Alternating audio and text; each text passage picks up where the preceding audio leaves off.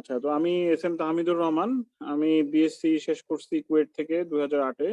এরপরে আমার একটা মাস্টার্স শেষ হয়েছে ইউপি থেকে। আর আমার বুয়েট থেকে মাস্টার্সটা জিওটেকনিক্যালে, এটা শেষের পথে। হ্যাঁ, এটা লাস্ট 3 ক্রেডিট চলতেছে আর কি।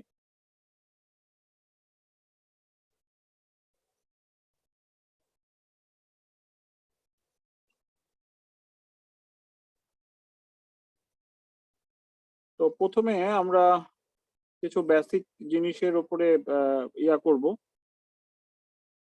একদম সয়েল প্যারামিটার, কোন কোন জিনিসের উপরে সয়েলের প্যারামিটার গুলো চেঞ্জ হতে পারে, সেগুলা নিয়ে আমরা ওখানে আলোচনা করব।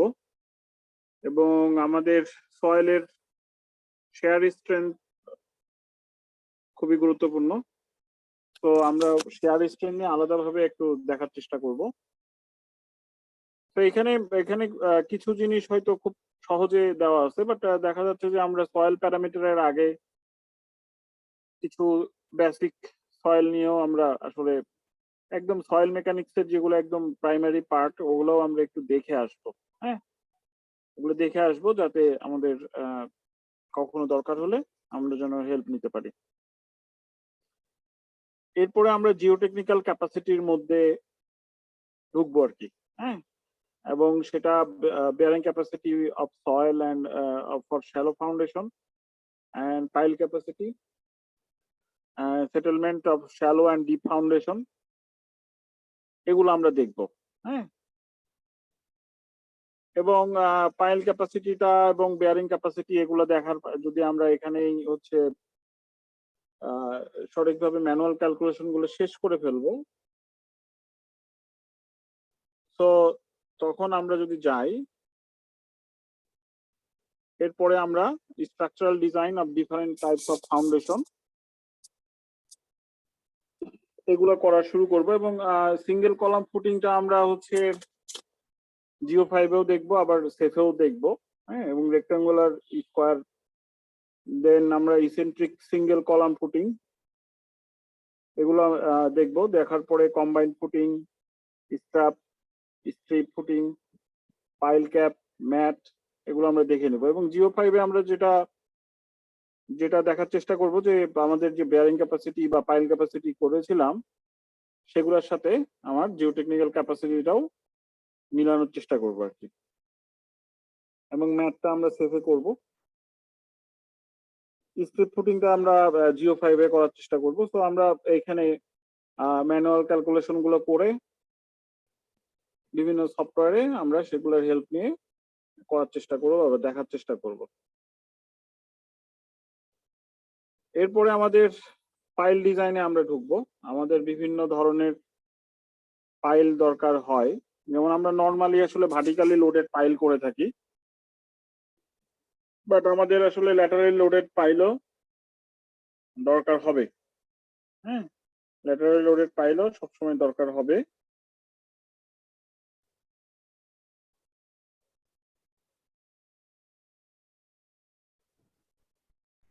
রেকর্ড কি নেওয়া যাবে কমেন্ট ভাই?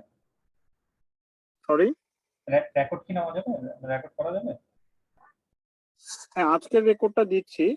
ওটাই আমি বলতেছি যে আজকের রেকর্ডটা দেওয়া যাবে। আচ্ছা আচ্ছা, ঠিক আছে তাহলে। আচ্ছা, তো আমরা ভার্টিক্যালি লোডেড পাইল এটা করব। করার পরে আমরা ল্যাটারালি লোডেড পাইলটা দেখব, কারণ আমাদের এখন আর্টকোয়াকেও দেখা যাচ্ছে যে আমাদের আর্টকোয়াকে আমাদের পাইলটা ঠিক আছে কিনা সেটাও আমরা দেখব। সেক্ষেত্রেও আসলে ম্যানুয়াল ক্যালকুলেশনটা আমরা দেখব, প্লাস জিও5-এ আমরা ভার্টিক্যালি লোডেড পাইলটা তো দেখবই, বা ল্যাটারাল লোডেড পাইলটাও দেখব। এছাড়া আমাদের জিও5 এবং আমাদের অন্যান্য ব্রেসিং গুলো আমরা ইট্যাপসে করে শোর পাইলের ডিজাইনটা আমরা শিখব।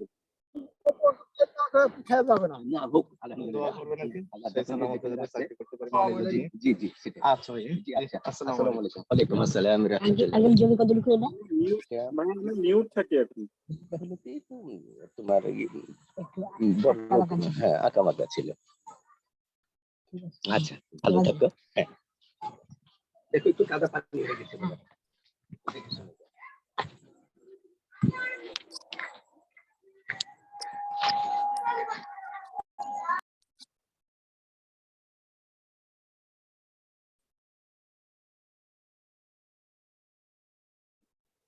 সো এখানে আমরা শোর পাইলটাও দেখবো যে আমরা যে স্টেপে স্টেপে দেখা যাচ্ছে যে প্রথমে আমরা 5 ফিট 10 ফিট কাটলাম, তারপরে আরো 10 ফিট কাটলাম, এভাবে আমরা স্টেপে স্টেপে কিভাবে শোর পাইলটা আমরা দেখলে তার ডিফ্লেকশন মোমেন্ট কিভাবে চেঞ্জ হচ্ছে এগুলো আমরা দেখব।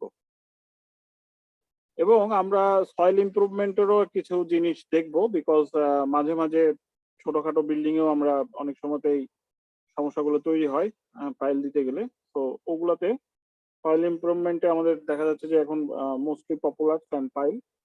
তো স্যান্ড পাইল কিভাবে ডিজাইন হয় সেগুলোর ম্যানুয়াল ক্যালকুলেশন দেখব। সাথে আমাদের যদি লং টার্ম করে চিন্তা করি তাহলে স্যান্ড ড্রেনটাও আমরা দেখার চেষ্টা করব। এবং কিছু কমপ্লেক্স ফাউন্ডেশন আছে যেমন পাইল র্যাপ। তো পাইল র্যাপটা আমরা অলরেডি দেখা যাচ্ছে যে ম্যাট ফাউন্ডেশন আলাদা করে ডিজাইন করছি, পাইল আলাদা করে ডিজাইন করছি। এখন পাইল র্যাপটা কিভাবে আসলে আমরা ডিজাইন করব সেটা আমরা দেখব। এবং আরেকটা আমি রাখার চেষ্টা করেছি, বাট এটা খুব বেশি হয়তো ডিপে যাব না, বাট মেশিন ফাউন্ডেশনের বেসিকটা আমরা বোঝার চেষ্টা করব আর কি।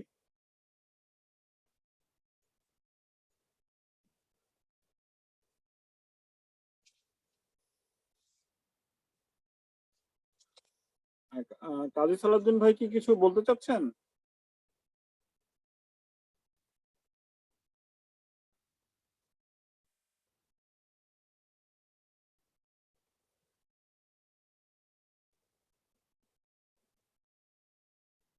আচ্ছা, তো আমরা আমাদের যদি বিএনবিসির দিকে তাকাই তাহলে আমরা দুইটা জায়গাতে আসলে সয়েলের জিনিসপত্র দেখতে পাই। একটা হচ্ছে চ্যাপ্টার 3 আর একটা হচ্ছে অ্যাপেন্ডিক্স বি। হ্যাঁ, এই চ্যাপ্টার গুলো আমাদেরকে আগে দেখে নিতে হবে, কারণ আমরা যদি দেখা যাচ্ছে যে আমরা তো ক্যালকুলেশনের সময় বা অনেক বিএনবিসি রেফারেন্স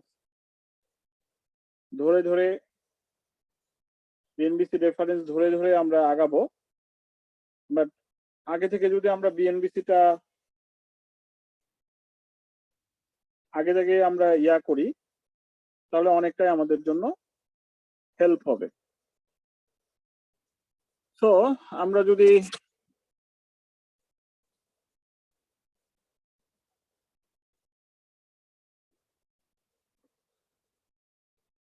সেই চ্যাপ্টার 3 কেই আমি হচ্ছে এভাবে নিয়ে আসা, আমি এখানে একটু শর্টকাট আকারে নিয়ে আসা আছে, তো সেটাই আমি একটু বর্ণনা করার চেষ্টা করছি যে এখনকার মোটামুটি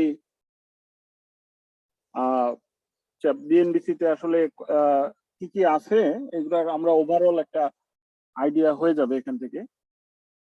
যেমন এখানে soil and foundation chapter of the code is divided into following 3 distinct division. একটা ডিভিশন এ বি সি।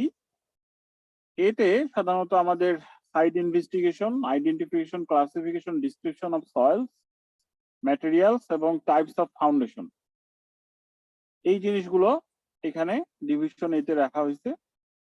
এবং ডিভিশন বি তে shallow foundation, geotechnical design of shallow foundation, geotechnical design of deep foundation, field test for driven piles and drill shaft. এরপরে আমাদের division C তে excavation, dewatering, slope stability of adjoining building fields, retaining walls for foundation, waterproofing and dam proofing, foundation slopes, foundation on fill and problematic soil, foundation design on dynamic forces, geohazard for building। এই ধরনের জিনিসগুলো division C তে রয়েছে। এবং এখানে subsurface survey যেগুলা কারণে করতে বলা হয়েছে যে identification, location, alignment and depth of various utilities, pipelines, cables, sewerage lines, water mains, etc. below the surface of the existing ground level. So detailed survey may also be conducted. এবং subsoil investigation shall be done describing the character, nature, load bearing capacity, settlement capacity of the soil before constructing a new building and structure or for alternation of the foundation of an existing structure. Then আমাদের বিভিন্ন ধরনের soil এবং মানে তার ground ওয়াটারের কি অবস্থা, সয়েলের কন্ডিশনের কি অবস্থা, সেগুলোর প্রপার্টিজ। এরপরে হচ্ছে আমাদের shall include ground condition, geology, geomorphology, seismicity, hydrology, তো এভরিথিং এখানে ইনক্লুড করতে দিয়েছে যে আমাদের এটার জন্য সাবসয়েল ইনভেস্টিগেশন লাগবে। মেথড অফ এক্সপ্লোরেশন বিভিন্ন ধরনের আছে, যে জিওফিজিক্যাল আছে, যেমন seismic profiling, ground penetrating radar, হ্যাঁ, এই ধরনের অনেক কিছু আছে। তো এগুলো থিওরি গুলো অলরেডি এখন বিএনবিসি তে মানে রাখছে আর কি। Sounding and probing, while exploratory methods involve various drilling techniques. Field investigation অনেকগুলো আছে, যেমন আমরা যদি টেস্ট পিট করে কাজ করার চেষ্টা করি, then ground water measurement to determine the ground water table, এবং ফিল্ড টেস্টিং, সিপিটি, এসপিটি, হ্যাঁ, dynamic probing, W S T, pressure meter test, plate load test, field vane test. তো এইগুলোর মধ্যে আমাদের দেশে সবচেয়ে পপুলার হচ্ছে এসপিটি টেস্ট। এছাড়া আছে ল্যাবরেটরি টেস্ট, বিভিন্ন ধরনের ল্যাবরেটরি টেস্ট। এবং সয়েল এক্সপ্লোরেশন করার জন্য আমাদের বিভিন্ন মেথড আছে, যেটা অ্যাপেন্ডিক্স ডি তে ইয়া করা আছে। Open trial pits, auger boring, shell and auger boring, wash boring, rotary drilling, percussion boring, sounding, এবং সেগুলার আমাদের যে এইচটিএম কোড সেগুলো খুব সহজে মেনশন করা আছে এখানে। এবং এই মেথড গুলো চয়েস করার জন্য ডিপেন্ড করতে হবে the geology, topography, type of ground to be investigated and ground water conditions, the type of building envisaged and technical requirements, amount of existing information, expected variability of soil, external constraints such as availability of land, access, cost and time. তো কিছু নোটও এখানে আমি আলাদা করে রেখে দিয়েছি। এক minute.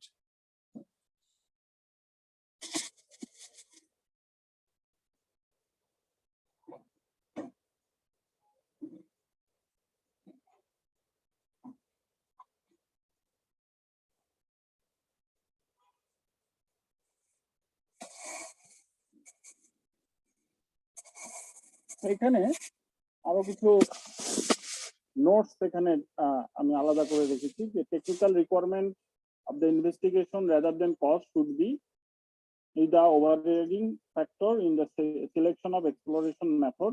In clay soil, borings are suitable for deep exploration and pit for shallow exploration. Normal এগুলো যে কথাবার্তা আর বিএনবিসি তে এখন আছে, যে sandy soil special equipment are needed for taking representative samples below the water table.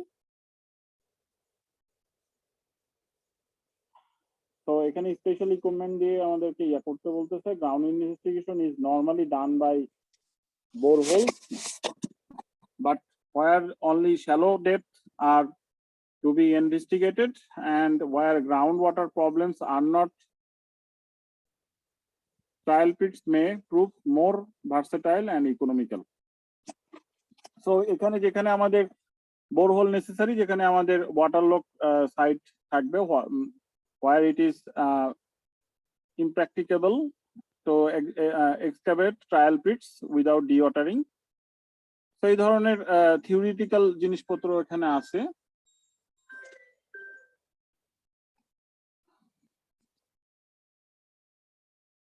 তো এছাড়া আমাদের sample disturbance and sampling method এগুলা এখানে দেওয়া আছে যে inspection of the material and to describe its fabric, to classify the material by index test, determination of mechanical properties such as stress, strength, stiffness, এই ধরনের যত কিছু আছে করতে হবে। তো এখানেও আরো কিছু নোটস আমি রেখেছিলাম যে samples shall contain all the mineral constituent of the strata from which they have been taken. They shall not be contaminated by any material from other strata or from additives used during the sampling procedure. For index test, the sample should be intact in terms of its constituents, and change in the fabric and stress state are acceptable. The measure most mechanical properties, the sample needs to be undisturbed and representative.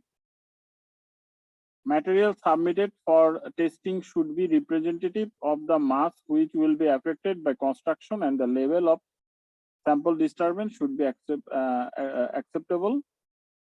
So এগুলা আপনারা দেখবেন এগুলা অনেক বেশি theory, এগুলা ওইভাবে করার নাই, but physical process of obtaining samples has been organized as a prime cause of sample disturbance. তো এই জিনিসগুলো থাকবে। দেন হচ্ছে আমাদের যেগুলা আমাদের নর্মাল সয়েল মেকানিক্স এর বইয়ে ছিল, আমাদের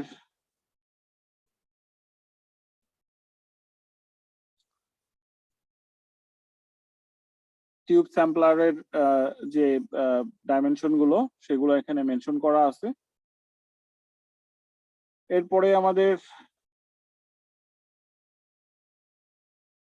সেগুলোর উপরে কাটিং শু কতটুকু হবে, এরিয়া রেশিও, এখানে সয়েল টাইপ হলে কি রকম হবে, L/D এর রেশিও, এগুলো এখানে মেনশন করা আছে, যেগুলো নর্মাল সয়েল মেকানিক্স এর বইয়ে থাকতো বা থাকে। তো এগুলার ডিটেল বর্ণনা আছে, যারা মানে স্ট্যান্ডার্ড যেগুলো দেখতে চাই সেগুলা এখানে এগুলো দেখে করতে হবে।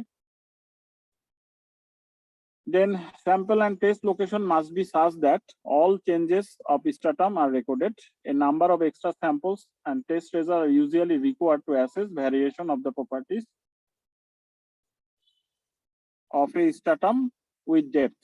The record of wall boring shall include the following information: size of casing, number of blows per 300 millimeter required to drive the sampling spoon, এটা normal কথাবার্তা। The elevation of the ground surface referred to an established datum, location and depth of boring and its relation to the proposed construction, elevation at which samplers were taken, elevation of the boundaries of soil strata, description of the soil strata encountered, and any particular unusual or special conditions such as loss of water in the earth and rock strata, presence of boulders, cavities and obstruction, use special type of sampler straps, the level ground water together with a description of how and when it is observed. So following information আমাদের এগুলা থাকতে হবে। All abandoned and unsuccessful attempts of borings and drilling shall also be reported. যেগুলো আমরা অনেক সময়তে দেখা যাচ্ছে যে বোরিং করতে গিয়ে অনেক সময়তে অনেক জায়গাতে বোরিং করতে গিয়ে কিছু দূর 40 ফিট বা 45 ফিট যাওয়ার পরে হয়তো এমন কোন বোল্ডার থাকে বা ছোট ছোট পাথর থাকে যে আসলে বোরিং করা যায় না। তো ওইটা যদি কোনো কারণে আনসাকসেসফুল হয় তাহলে সেটাও রিপোর্ট করতে বলছে। In complex formation, details of sampling are necessary, and therefore separate holes may be employed purely for sampling of testing, termed as double hole sampling. আচ্ছা, এক মিনিট।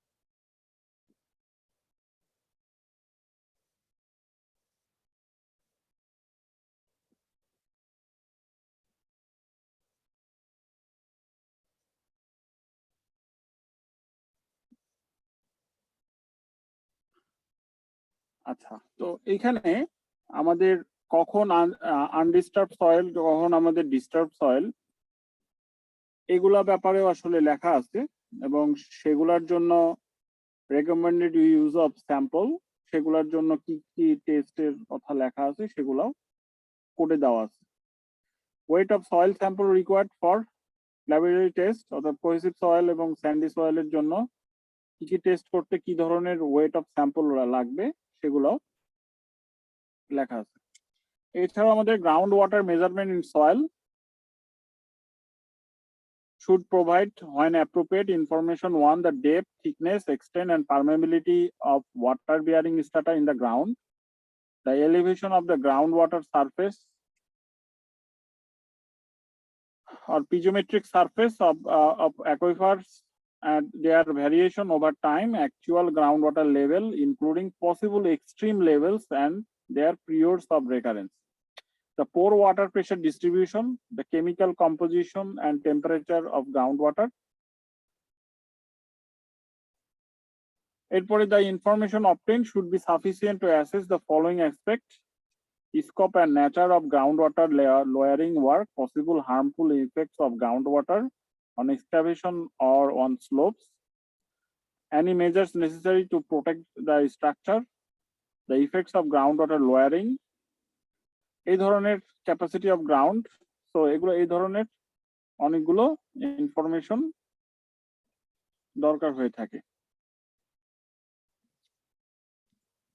তো যেখান থেকে আসলে আমাদের আসলে এইগুলো তো একদম সয়েল টেস্টের জন্য জিনিসগুলো ধরা হচ্ছে,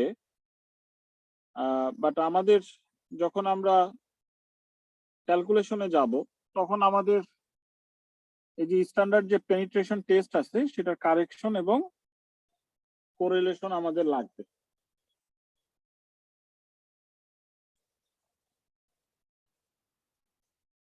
তো এখান থেকে আমরা যেটা দেখি যে আমাদের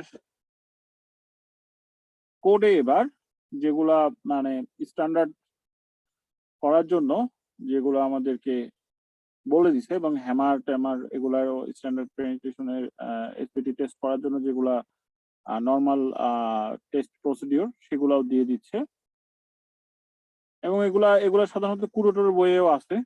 বিএনবিসি তে 2020-তে আসার আগে কুরোটোর বইতেও এটা আছে ছিল এবং উইথ ডোনাট হ্যামার এরকম ধরনের ছবিটা আসে। নরমালি বাংলাদেশে আমাদের এটা ইউজ করা হয়। এছাড়া অটোমেটিক পিন, হ্যাঁ, সেফটি অটোমেটিক এগুলো আছে। Termination of standard penetration test কখন আমরা বন্ধ করে দিব, তখন আমাদেরকে বলতেছে যে total of 50 blows have been applied during any one of the 3 6 inch. A total of 50 blows have been applied during any one of 3 6 inch. তো any one এ যদি আমরা 50 ব্লো আমরা পাই তাহলে আমরা সেটাকে করতে পারি। A total of 100 blows have been applied. পরবর্তী যে দুইটাতে যদি 100 blows লেগে যায়। এরপরে হচ্ছে there is no observed advance of the sampler during the application of 10 successive blows of the hammer. 10টা ব্লো দেওয়ার পরে যদি কোনো অ্যাপ্রিসিয়েবল কোনো অবজার্ভ না হয় চেঞ্জ, তাহলে আমরা করতে পারি। তো এই যে স্ট্যান্ডার্ড পেনিট্রেশনের যে কারেকশন সেটা যদি আমরা এই ফ্লো চার্টে দেখি, এটাই অলরেডি বিএনবিসি তে দেওয়া আছে যে কারেকশন অফ ফিল্ড প্রসিডিউর আমাদেরকে প্রথমে N60 করতে হবে। N60 যখন আমরা করব, N60 মানে হচ্ছে 60% এনার্জি। এটা যখন করে আমরা যখন কোহেসিভ সয়েলে আনবো, কোহেসিভ সয়েলে ওই N60টাই আসলে আমাদের ফাইনাল, যেটা দিয়ে আমরা বেয়ারিং ক্যাপাসিটি বা পাইল ক্যাপাসিটি ক্যালকুলেশন করব। যদি কোহেশনাল সয়েল হয় তাহলে ওভারবার্ডেন প্রেসার কারেকশন আসবে। Overburden pressure correction as per code আমাদের এখন যেটা দেওয়া আছে এইটার সাথে একটা ফ্যাক্টর দেওয়া আছে, ওভারবার্ডেন প্রেসার ফ্যাক্টর, সেটা হচ্ছে CN। তো CN এর একটা ফর্মুলা দেওয়া আছে। ওই ফর্মুলাগুলো দেখে আমরা ক্যালকুলেশন করব এবং N160 পাওয়ার পরে আমাদের আর একটা কারেকশন আসে যে fine sand below water table, অর্থাৎ ওয়াটার টেবিল কারেকশন অথবা ডাইলেটেন্সি কারেকশন বলা হয়। সেটা যদি 15 এর উপরে হয় দেন আমরা ফাইনাল কারেকশনটা করব, সেটার জন্য একটা ফর্মুলা দেওয়া আছে। তো স্যান্ডি সয়েলের ক্ষেত্রে এইটা তখন আমাদের জন্য ইয়া হবে, আর যদি না হয় তাহলে এটাই হচ্ছে আমাদের ফাইনাল এসপিটি, যেটা দিয়ে আমরা ক্যাপাসিটি বের করব। তো এই যে N60 আমরা বের করলাম সেটার ফর্মুলা হচ্ছে N60 সমান হচ্ছে EHCbCsCrn/0.6। এগুলো হচ্ছে বোরহোল কারেকশন, হ্যামার এফিসিয়েন্সি, তারপরে sampler correction, rod length correction, measured SPT, N value in field, এই ধরনের কারেকশন রয়েছে। এবং যেটার কারণে অটোমেটিক এখানে ভ্যালুগুলো দেওয়া আছে। অটোমেটিক ডোনাট হ্যান্ড ড্রপড হলে আমাদের কত হবে, স্ট্যান্ডার্ড স্যাম্পলার হলে কত হবে, হ্যাঁ, এগুলো সবকিছু আমাদের বোরহোল ডায়া কত হলে কত হবে, স্যাম্পলার, তারপরে রড লেন্থ কারেকশন, কত লেন্থের রড লেন্থের জন্য আমার কারেকশন কত হবে, এগুলো সবই দেওয়া আছে। এবং ওভার পার্ডেন প্রেসার কারেকশনের জন্য আমি যেটা বললাম সেটা হলো যে সিএন এর ফর্মুলা দেওয়া আছে।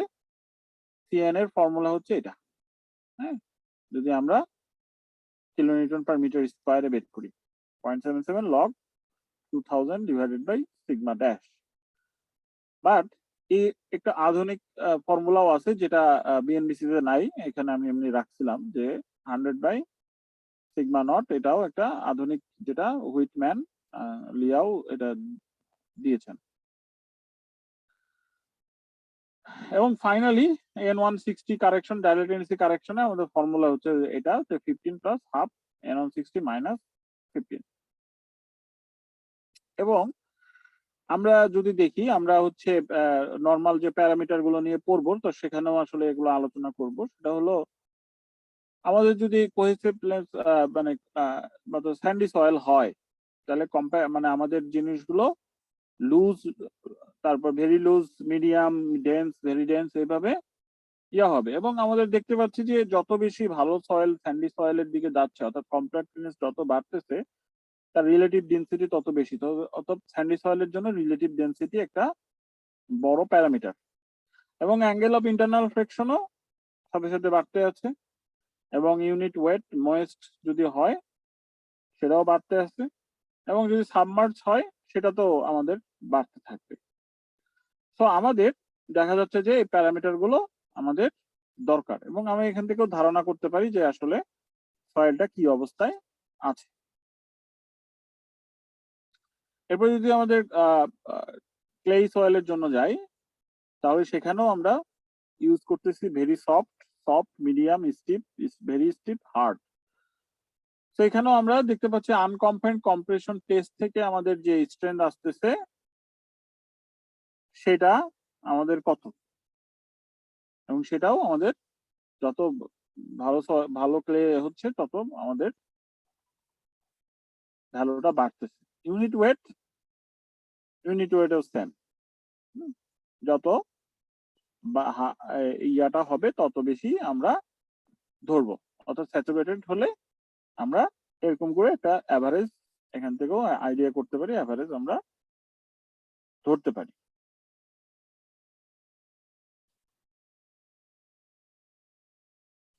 এবং আমাদের এই যে আনকনফারেন্ট যে স্ট্রেংথ আমরা যেটা বলতেছি, আনকনফারেন্ট কম্প্রেশন টেস্ট থেকে আমরা যেটা ইয়া করি, তো এখানে আমরা কিউ সমান এসপিটি বেস্ট, যেটা আসলে অ্যাকচুয়ালি দিয়েছিল হচ্ছে, আমি এখানে অনেকগুলো রেখেছি, এতগুলো বিএনবিসি তে নেই। তো এটা তার জায়গায় পেক এটা দিয়ে গেছিলেন, কিন্তু আমরা এখন আসলে এন কে তো আর মানে 60% এনার্জিতে না নিয়ে তো আমরা রাখবো না, দ্যাটস ওয়াই সবই হচ্ছে N60। তো 12.5 N60 এটা দিয়ে আমরা কিউ এর ভ্যালু বের করতে পারবো। এবং বিএনবিসি তে এবার gamma saturated, gamma moist, gamma submerge, এগুলার ফর্মুলা অলরেডি দেওয়া আছে। এবং 5 বের করার কোরিলেশনও অনেকগুলো দেওয়া আছে। পেকেটাইল হচ্ছে 0.3n প্লাস 27 এই ধরনের অনেক ধরনের কোরিলেশন আছে, যেটা মূলত আমাদের বিএনবিসি এটাকে অ্যাডাপ্ট করছে এবং এটাকে আমরা তাহলে লিখবো 0.3n60 প্লাস 27। আচ্ছা, number and location of investigation points, এগুলা ব্যাপারেও কিন্তু একদম সুন্দর করে লেখা আছে এখন বিএনবিসি তে। should be arranged in such a pattern that the stratification can be assessed across the site. The investigation points for a building or a structure should be placed at critical points relative to the shape, structural behavior, and expected load distribution. সেইগুলো আমাদেরকে অবশ্যই যদি আমরা জিনিসটা না বুঝি তাহলে আমাদের স্ট্রাকচার ইঞ্জিনিয়ারের সাথেও আসলে আলোচনা করে নিতে হবে। For linear structure, investigation point should be arranged at adequate offset to the center line depending on the overall width of the structure. এই ধরনের লিনিয়ার স্ট্রাকচার যদি হয় তাহলে ওইভাবে আমাদেরকে করতে হবে। এবং যদি আমাদের স্লোপ স্টেপ থাকে, also arrange outside the projected area, these being located so that the stability of the slope and cut can be assessed. Investigation points should be arranged so that they do not present a hazard to the structure. মানে Hazard না নিয়ে আসে এই ধরনের ভাবে করা যাবে না। The area considered in the design institution should extend into the neighboring area to a distance where no harmful influence of the neighboring area is expected.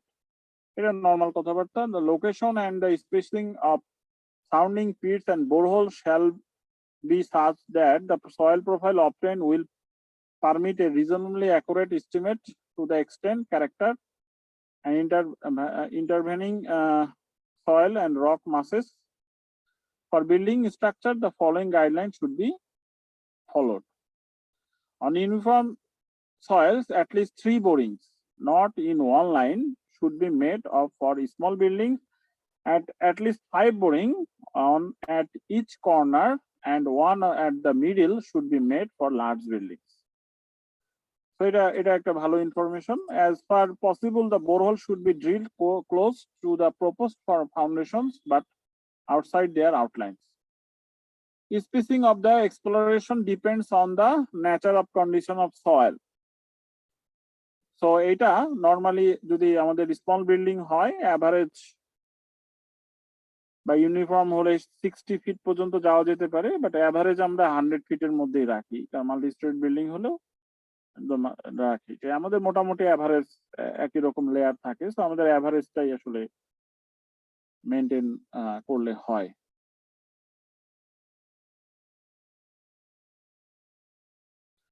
এবং বলতেছে at least 67% of the required number of borings shall be located within the area under the building.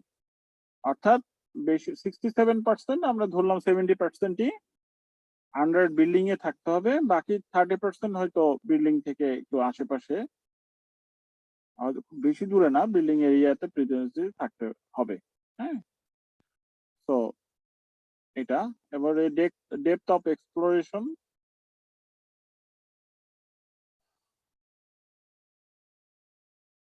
So where substructure units will be supported on spread footing, the minimum depth boring should extend below the anticipated bearing level, a minimum of 2 footing width for isolated individual footing or length, where length 2 times of the width, and 4 footing width of footing where length 5 times of the width.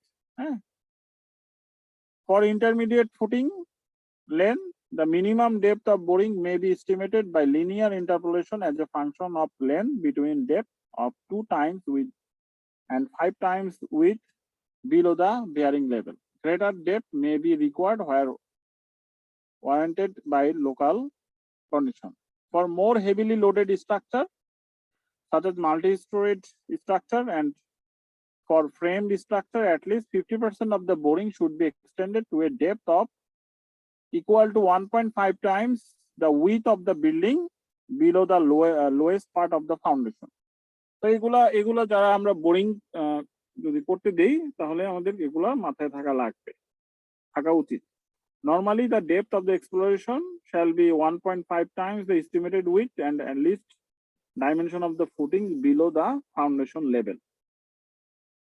And if the pressure valves for a number of loaded areas overlap, the whole area may be considered as a loaded, and exploration shall be carried down to 1.5 times of the least dimension.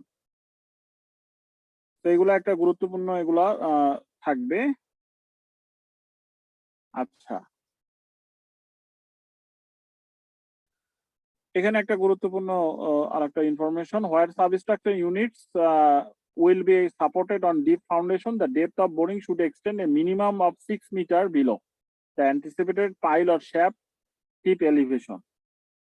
অর্থাৎ 6 metre মানে হচ্ছে 1.5 মিটারের করে চারটা layer বলা যায়। হ্যাঁ, তাহলে আমাদের যেখানে পাইল ছাড়বো সেখানে তার নিচে কিন্তু 6 মিটার পর্যন্ত ডেড বোরিং থাকতে বলতেছে। So where pile and shaft group will be used, the boring should extend at least 2 times of the maximum pile or shaft group dimension below the anticipated tip elevation. For piles of bearing on rock, a minimum of 1.5 meter rock core should be obtained at each boring location to ensure the boring has not been terminated in a boulder. আচ্ছা, এই কথাটা সবসময় মানা সম্ভব না, আমাদের তো রকে আসলে রক নাই। তো এক্সটেন্ডেড ইনটু রক, আচ্ছা এগুলো অত ইম্পর্টেন্ট না। In no case shall depth less than 2 meter. আচ্ছা, এখন জিওটেকনিক্যাল ইনভেস্টিগেশন রিপোর্টে কি কি থাকবে? A presentation of all appropriate geotechnical information on field and laboratory tests, including geological features and relevant data.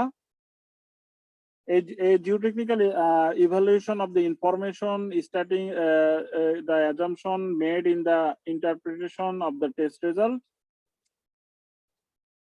So সেখানে আরো থাকবে known limitation of the result,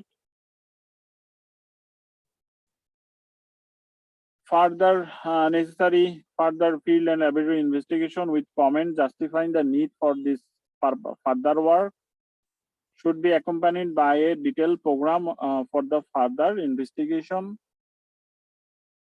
এরপরে the purpose and scope of the geotechnical investigation, including a description of site and its topography, the names of the all consultant and contractors, dates between which field and laboratory investigation performed, field reconnaissance of the site of the project and the surrounding area, noting particularly evidence of groundwater, behavior of neighboring structure, exposure in quarries of borrow areas of instability, difficulties during excavation, history of the site, geology of the site, survey data, local experience in the area, information of the seismicity. So presence of the geotechnical information shall also include the documentation of the methods, procedure, and result, including relevant report of DEXI studies, field investigation such as sampling, field test, groundwater, measurement and technical specification of field equipment used, laboratory test standard followed.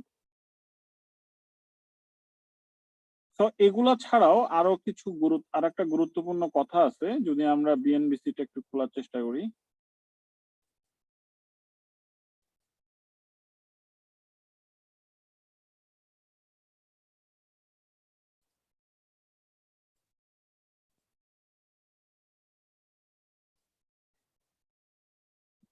আমি যদি chapter 2-তে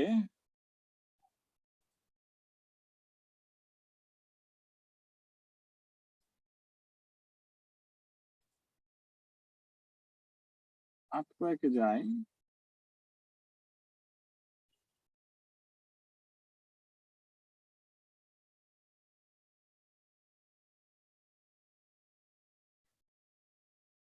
তো আমাদের আরো কিছু দেখা যাচ্ছে যে আর্থকোয়েকের জন্য আমাদের আরো কিছু ইনফরমেশন কিন্তু থাকতে হবে, কারণ এখানে লিখে দিচ্ছে যে আমাদের seismic design category C or D যদি থাকে, মানে যেটা হবে, site investigation should also include determination of soil parameters for the assessment of the following: slope instability, potential for liquefaction and loss of soil strength। অর্থাৎ এগুলাও কিন্তু আমাদের লিকুইফ্যাকশনের জিনিসগুলো ক্যালকুলেশন আমাদের সয়েল টেস্টে থাকা লাগবে, যদি সে মানে অ্যাকচুয়াল সয়েলের রিকোয়ারমেন্ট যদি ফুলফিল করতে চায় as per BNBC. Differential settlement, এটা নর্মাল ডিফারেন্সিয়াল সেটেলমেন্টটা না, এটা মূলত হচ্ছে আর্থকোয়েকের জন্য যে ডিফারেন্সিয়াল সেটেলমেন্টটা হবে। Surface displacement due to faulting and lateral spreading, lateral pressure on basement walls and retaining walls due to earthquake ground motion। সেইটা এখানে যেটা আনার কথা হচ্ছে যে এই ওই জিনিসগুলো নর্মাল কথাবার্তার মধ্যেও এইগুলা কিন্তু কথাবার্তা চলে আসতেছে, বিকজ আমাদেরকে বলে দিচ্ছে যে ক্যাটাগরি ঠিক করতে গেলে আমাকে এটা বলে দিতে হবে, আদারওয়াইজ হবে না। আইডেন্টিফিকেশন অফ সয়েল, তো আইডেন্টিফিকেশনের বিভিন্ন যে মানে কিভাবে দেখে আমরা বুঝবো সেগুলার একটা বর্ণনা এখানে দেওয়া আছে। পার্টিকেল সাইজের ইয়াগুলো দেওয়া আছে অ্যাজ পার বিএনবিসি, এগুলার সাইজ গুলো দেওয়া আছে, ক্লে, সিল্ড, হ্যাঁ, এগুলো আরো অনেক কিছু আছে, আমি শুধু এটা দিয়ে রাখছি অ্যাজ পার বিএনবিসি। এবং HTM D2487 অনুযায়ী ইঞ্জিনিয়ারিং ক্যালকুলেশন হবে, এবং এখানে কিছু প্রবলেমেটিক সয়েলেরও কিছু দেওয়া আছে, আইডেন্টিফিকেশন অফ এক্সপেন্সিভ সয়েল। তো এগুলো আসলে বিএনবিসি তে আছে, আমি হচ্ছে আরেকটু মানে ইয়া করে রাখছিলাম, এগুলো বিএনবিসি তে এখন আছে। এবং অর্গানিক সয়েলের কিভাবে আইডেন্টিফাই করতে হয়, কলাপসিবল সয়েল কিভাবে আইডেন্টিফাই করতে হয়, বিভিন্ন টেস্ট গুলো আছে, এগুলো বর্ণনা দেওয়া আছে এখন বিএনবিসি তে। তো ডিসপারসিভ সয়েল কি হলে কি রকম হবে সেগুলা দেওয়া আছে। এবং টাইপস অফ ফাউন্ডেশন, শ্যালো ফাউন্ডেশনের footing, individual column footing, combined footing, এগুলোর বর্ণনা দেওয়া আছে। ডিপ ফাউন্ডেশনেরও বর্ণনা দেওয়া আছে, কি কোথায় আমাদের driven piles, board piles, drill pair, drill, তারপরে ক্যাশন, এগুলার বর্ণনা দেওয়া আছে। এবং geotechnical design of shallow foundation, এইটা নিয়ে আসলে সরাসরি লেখা আছে স্ট্যান্ডার্ড ফর্মুলা ইউজ করার জন্য, সয়েল মেকানিক্স এর ফর্মুলা, বাট এখানে হচ্ছে আমাদের কিছু দিয়েছিলাম। এবং thickness of footing, resisting on soil 150 milli যদি হয় তাহলে, আর যদি পাইল হলে 300 মিলি, এ ধরনের কিছু নর্মাল কথাবার্তা দেওয়া আছে, যেগুলো আসলে আমাদের প্র্যাকটিক্যালি আসলে অত কম ইউজ করা হয় না। Minimum depth of the foundation shall be 1.5 metre for exterior footing of permanent structure in cohesive soil and 2 meter inch in cohesiveness soil। তো এইটা একটা বড় ইনফরমেশন। এটা ছোট বিল্ডিং গুলো করার সময় তখন আমরা কিন্তু এই জিনিসগুলো চোখে রাখতে চাই না, তখন কিন্তু এখানে কোহেসিভ সয়েল হলে কিন্তু বেশি লাগতেছে, হ্যাঁ। এবং temporary structure, the minimum depth of exterior footing shall be 400 millimeter। In case of expensive soil and soil susceptible to weathering effect, the above mentioned minimum depth will not be applicable and may have to be increased। তো এখানে আমি যেগুলা ইয়া করেছি, এখানে normal আমি standard একটা formula দিয়ে রেখেছিলাম, বাট এগুলা বিএনবিসি তে নেই। বিএনবিসি তে শ্যালো ফাউন্ডেশনের জন্য বলা আছে যে স্ট্যান্ডার্ড মেনটেন করতে। এবং আমরা যখন শ্যালো ফাউন্ডেশন এখন ডিজাইন করতে যাচ্ছি, তখন আমাদের আসলে 3টা কন্ডিশন দিয়েছে। এখানে আমাদের এই যে ওয়াটারের যে প্রেসারটা, এটা আসলে নাই, তো এটা আমাদের আসবে না। আমাদের যে 2টা আসে বা যে 3টা আসে, সেটা হলো full load, dead load, normal live load, full dead load plus normal live load, wind load or seismic load. অর্থাৎ এইগুলোতে আমাদের হচ্ছে এখন ফাউন্ডেশনটা ডিজাইন করতে হবে। এবং যখন সেটেলমেন্টে যাব, তখন আমাদের স্যান্ডি সয়েলের জন্য full dead load, normal live load, এবং এখানে উইন্ড অথবা সিসমিক লোড আছে। বা ক্লে সয়েলের ক্ষেত্রে আমাদের লাইভ লোডটা 50% করে ফুল ডেড লোডে আমাদেরকে চেক করতে হবে। টোটাল এই ইয়াটাতে কিন্তু আমাদের চেক করতে, সেটেলমেন্ট চেক করার দরকার নাই, এটা অ্যাজ পার বলে দিচ্ছে। এবং আমাদের 3টা পার্ট থাকে টোটাল সেটেলমেন্টের: ইলাস্টিক বা ইমিডিয়েট সেটেলমেন্ট, কনসিডারেট সেটেলমেন্ট এবং সেকেন্ডারি সেটেলমেন্ট। তো এগুলো আমরা ইয়াতে করব। এবং অ্যালাওয়েবলের চার্ট দেওয়া আছে। এখন অ্যালাওয়েবল স্টিল স্ট্রাকচার হলে কি রকম হবে, আরসিসি স্ট্রাকচার হলে কি রকম হবে, এবং ক্লেতে স্যান্ড এন্ড হার্ড ক্লেতে কি রকম হবে, প্লাস্টিক ক্লেতে কি হবে, আবার আইসোলেটেড ফাউন্ডেশন, র্যাপ ফাউন্ডেশন আলাদা করে অ্যালাওয়েবল দেওয়া আছে। অ্যালাওয়েবল বলতেছি মানে ম্যাক্সিমাম এটা দেওয়া আছে, কতটুকু আমাদের কত মিলি পর্যন্ত সেটেলমেন্ট অ্যালাউ করব। আচ্ছা, এগুলো SPT based formula, but geotechnical ইয়াগুলো খুব সুন্দর করে দিয়ে দিচ্ছে এখন বিএনডিসি তে। তো দিয়ে দিচ্ছে, এবং এখানে আমাদের precast soil for cohesive soil আমাদের নর্মাল যে ফর্মুলা, এবং সেখানে আমাদের আলফা কোথা থেকে আসতেছে, সি কোথা থেকে আসতেছে, হ্যাঁ, এগুলো আমরা যখন ক্যাপাসিটি বের করব তখন আমরা দেখব।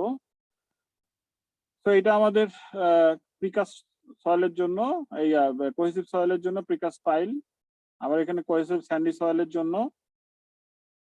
এবং আমাদের যখন আমরা এইটাই 1/3 এবং 2/3 দিয়ে হচ্ছে গুণ দিব, মাল্টিপ্লাই করব, দেন আমরা বোর্ড ফাইলের ক্যাপাসিটিটা পাবো।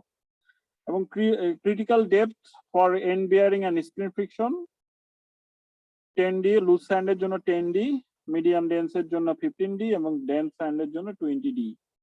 এবং ফ্যাক্টর অফ সেফটিটা এটাও কোডোটোর বই থেকে নেওয়া, সেটা হলো মনুমেন্ট, পার্মানেন্ট, টেম্পোরারি। আমরা পার্মানেন্ট করি যেহেতু আমাদের কন্ট্রোলটা আমাদের নর্মাল কন্ট্রোল থাকে 2.5 আমরা ধরতে পারি।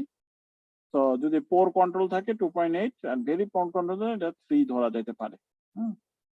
এরপরে আমাদের নর্মাল ভার্টিক্যালি লোডেড পাইল হলে সেটার জন্য 60 গ্রেডের রড ইউজ করলে এখানে নাম্বার অফ রড এবং ইয়ার হচ্ছে ইনফরমেশন দেওয়া আছে। এবং শুধু তাই না, এসপিটি বেসডের জন্য ড্রিভেন এবং বোর্ড পাইলের জন্য ইউনিট আলটিমেট ক্যাপাসিটি বের করার ফর্মুলা গুলো দেওয়া আছে। Settlement of a single pile সেটার জন্য ফর্মুলা দেওয়া আছে। হ্যাঁ, ফর্মুলা দেওয়া আছে। এটা এই ফর্মুলা 3 নম্বর ফর্মুলাতে একটু ভুল ছিল, এটা আমি হচ্ছে বিএম দাসের বই থেকে দিয়েছি যে যাতে ভুলটা না থাকে। এগুলা থেকে আমাদেরকে বের করতে হবে। এবং গ্রুপ পাইলেরও সেটেলমেন্ট কি হবে, এবং যদি আমরা ক্লে সয়েলে ছাড়ি তাহলে এই ধরনের কনসোলিডেশন সেটেলমেন্ট চলে আসবে, সেগুলো আমরা দেখবো। এবং নেগেটিভ স্ক্রিন ফ্রিকশন, আমরা যদি ভরাট মাটি হয় এরকম যদি আপওয়ার্ড না থাকে, ডাউনওয়ার্ড কাজ করে, যেহেতু সেটেলমেন্ট হচ্ছে, তখন এই ক্যাপাসিটিটা বাদ দিয়ে নিতে হয়, সেটাকে আমরা নেগেটিভ স্ক্রিন ফ্রিকশন বলতেছি। সেটারও একটা প্রসিডিউর আছে। মেশিন ফাউন্ডেশনেরও একটা বর্ণনা এখানে দেওয়া আছে বিএনডিসি কোডে, এখন খুব বেশি না, বাট একটা বর্ণনা, ছোটখাটো বর্ণনা দেওয়া আছে।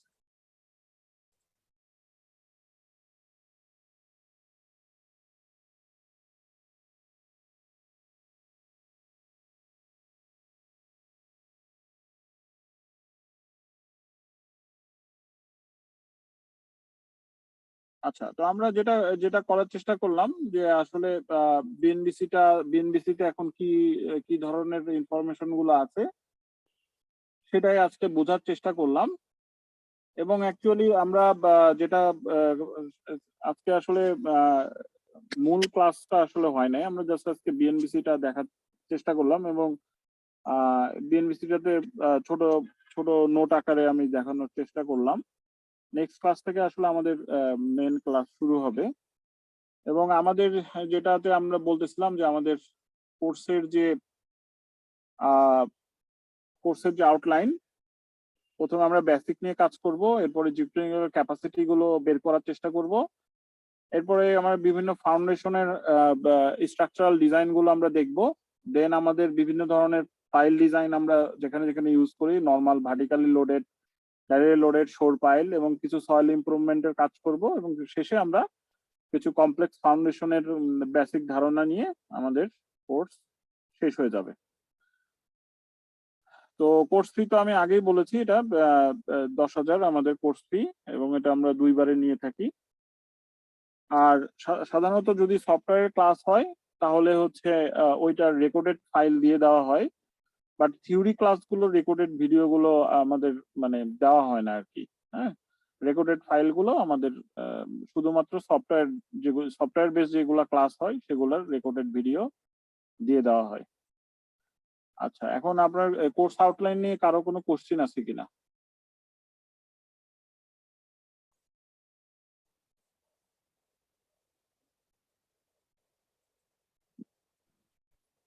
না, কোনো কোয়েশ্চেন নাই, বুঝতে পারছি। আচ্ছা, ফাহিম ফাহিম ভাইয়ের কোনো কোশ্চিন আছে? না না, কোশ্চেন নেই। আচ্ছা, আর সালাউদ্দিন ভাইয়ের?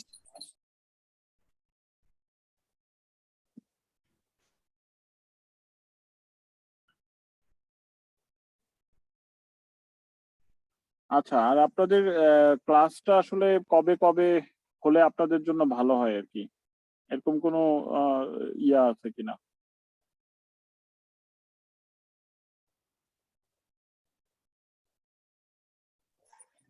আমার কোনো প্রিফারেন্স নেই, আপনাদের শিডিউল অনুযায়ী আমাকে জানাতে পারেন। আচ্ছা আচ্ছা, ঠিক আছে, আমরা যদি কারো, আমি একটা টাইম দিবনি, তারপরে যদি কারো সমস্যা থাকে তাহলে হোয়াটসঅ্যাপে জানায়েন। আর এটা হচ্ছে যে সেকেন্ড ক্লাস শুরু হওয়ার আগেই একটু রেজিস্ট্রেশনটা সবাইকে করে ফেলতে হবে আর কি। তো আজকে এই পর্যন্তই। আমরা মূলত আজকে ওরিয়েন্টেশন ক্লাসে আমরা অ্যাটেন্ড করেছি এবং বিএনডিসি নিয়েই আসলে আলোচনা করার চেষ্টা করছি, যদিও অনেকটা রিডিং পড়ছি আসলে বলা যেতে পারে। তো ঠিক আছে, আজকে এই পর্যন্তই। সবাই ভালো থাকবেন। আল্লাহ হাফেজ।